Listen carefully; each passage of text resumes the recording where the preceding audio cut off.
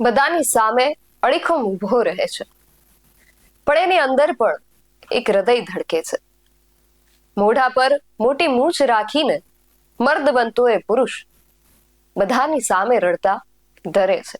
સંદીપ મોવડિયા નામના કવિની કલમના શબ્દો ઘણું બધું કહી જાય છે. મર્દ કો દર્દ નહીં હોતા એ કહેવત તો આપણે સાંભળતા જ આવ્યા છીએ, પરંતુ પુરુષ પણ માણસ જ છે અને એને પણ સંવેદનાઓ હોય છે, એ આપણે કેમ ભૂલી જઈએ છીએ. સંવેદનાઓ જ માણસને માણસ બનાવે છે, એ આપણે કેમ ભૂલી જઈએ છીએ. જેનામાં શૌર્ય હોય તેનામાં લાગણી ન હોવાની આપણી ખોટી માન્યતાને આપણે તિલાંજલિ ક્યારે આપીશું?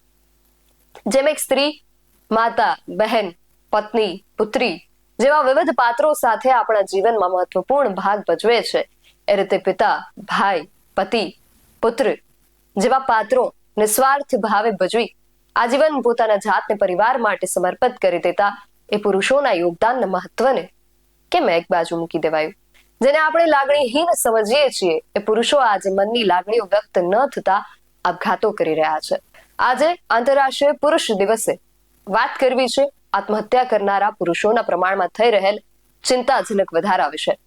જય હિન્દ. BSI TV ન્યૂઝ પર આપની સાથે હું છું નિધિ ગઢવી.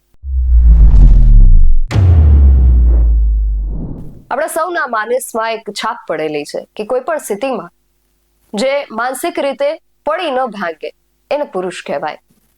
આપણે પુરુષને મજબૂતાઈનો પર્યાય માનીએ છીએ, પરંતુ હાલની પરિસ્થિતિ કંઈક જુદી વર્તાઈ રહી છે.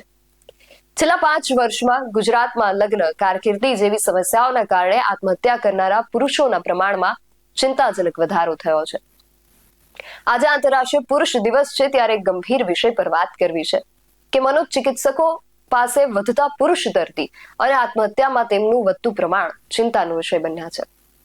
કારકિર્દીની સમસ્યાના કારણે આત્મહત્યા કરનારા પુરુષોનું પ્રમાણ 2018માં 106 હતું અને 2023માં આ પ્રમાણ વધીને 311 થઈ ગયું છે.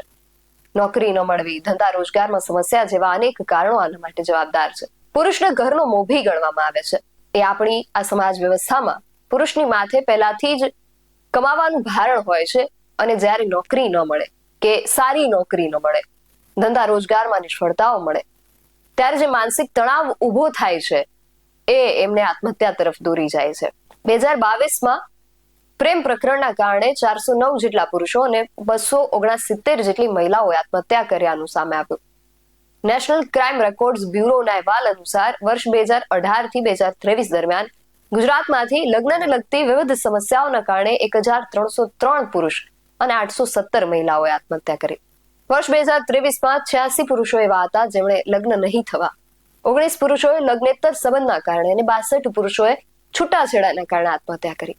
આ સિવાય 1189 પુરુષોને પારિવારિક સમસ્યાના કારણે પોતાનું જીવન ટૂંકાવવું પડ્યું. 86 પુરુષો એવા હતા જેમણે લગ્ન નહીં થવાના કારણે જીવન ટૂંકાવ્યું. આજે સામાજિક સમસ્યા છે ખૂબ વિકરાળ સ્વરૂપ ધારણ કરતી જઈ રહી છે અને સામાજિક આગેવાનોએ એના માટે કંઈક જરૂરી પગલાં લેવાની જરૂરિયાત અત્યંત વર્તાઈ રહી છે. જ્યારે 19 પુરુષો એવા હતા જેમણે લગ્નેતર સંબંધના કારણે આ પગલું ભર્યું. આમાં સિક્કાની બંને બાજુ જવાબદાર હોઈ શકે છે. પત્નીના લગ્નેતર સંબંધ હોવાના કારણે પતિની આત્મહત્યા અને પતિના લગ્નેતર સંબંધ હોવાના કારણે જીવનમાં ઊભી થતી સમસ્યાઓના કારણે આત્મહત્યા.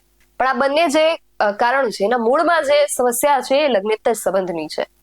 આપણા બાળકોને નાનપણમાં આપવામાં આવેલ યોગ્ય સંસ્કાર જ આ સમસ્યા માટે રામબાણ ઇલાજ હોઈ શકે છે. જ્યારે 62 પુરુષોએ છૂટાછેડાના કારણે આત્મહત્યા કરી, એ આપણા સમાજની ખૂબ ચિંતાજનક સમસ્યા છે. મને એવું લાગે છે કે આ સમસ્યા વિશે ખ્યાલ તો લગભગ મોટા ભાગના લોકોને છે જ. એના માટે અમુક પગલાઓ પણ લેવામાં આવે છે, પરંતુ એની અસરકારકતા એટલી નથી જેટલી હોવી જોઈએ. સમાજના આગેવાનોએ આ ગંભીર સમસ્યાને લઈને પણ જાગૃતિ માટે કંઈક પગલાં લેવા જોઈએ, અને વળી એ આજના સમય માટે અતિ જરૂરી પણ છે, કારણ કે આ બધી સમસ્યાઓ અંતે આપણી સમાજ વ્યવસ્થાને અસર કરતા છે, અને આ અસર એટલી નકારાત્મક છે જેના પરિણામો અતિ ગંભીર હોઈ શકે છે. મનોચિકિત્સકોના મતે પુરુષો પણ સંવેદનશીલ હોય જ છે. ફરક માત્ર એટલો છે કે તેઓ ખુલીને ખૂબ જ ઓછા વ્યક્ત થતા હોય છે. એમનું કહેવું છે કે પ્રત્યેક પુરુષે પણ પોતાના ખાસ મિત્ર કે ઘરના જે સદસ્યો હોય છે, એમના નજીકના જે પણ લોકો હોય, એમની સમક્ષ પોતાના હૃદયની લાગણીઓ જે છે એને વ્યક્ત કરતા રહેવું જોઈએ. આત્મહત્યા કરવી એ કોઈ વિકલ્પ તો નથી જ, પણ લાગણી વ્યક્ત કરવાથી તો ચોક્કસ કોઈ ને કોઈ રસ્તો મળી રહેશે.